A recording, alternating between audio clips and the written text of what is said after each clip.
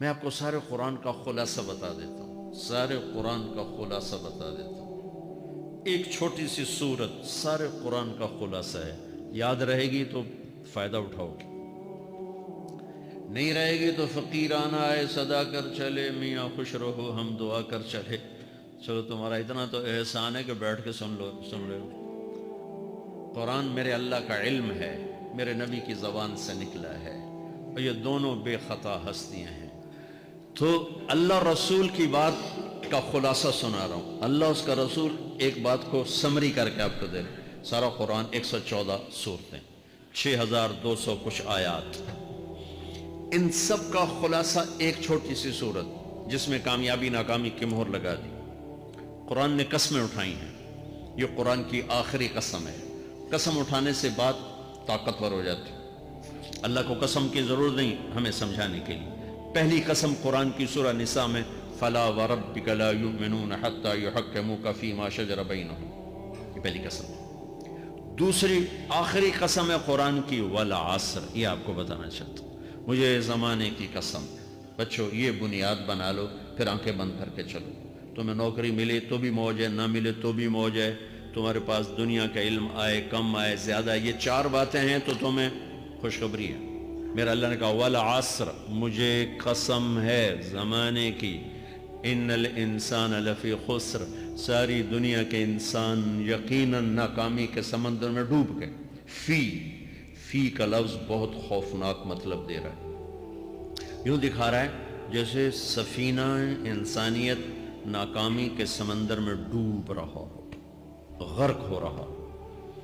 تو پوچھنے والا پوچھتا ہے یا اللہ کوئی بچا، کوئی بچنے کی امید؟ کہاں؟ چار کام کرنے والے ناکامی سے بچ سکتے ہیں۔ اچھا ناکامی کسے کہتے ہیں اللہ کی نظر میں؟ اللہ کا راضی ہونا کامیابی ہے، اور اللہ کا ناراض ہونا ناکامی ہے۔ جنت کا مل جانا کامیابی ہے، اور جہنم میں گر جانا ناکامی ہے، یہ قرآن کا مفہوم ہے۔ تو میرے اللہ نے کہا والعصر، زمانے کی قسم ساری دنیا کے انسان ناکام ہیں، ناکامی کیا ہے؟ جہنم۔ کون بچا اس ناکامی سے؟ کوئی بچ سکتا ہے؟ اللہ نے کہا چار کام کرنے والے بچ جائیں گے، چار کام کرنے والے۔ اِلَّا الَّذِينَ آمَنُوا، جو ایمان لائے۔ ایمان ناکامی سے نکالنے کی پہلی شرط ہے۔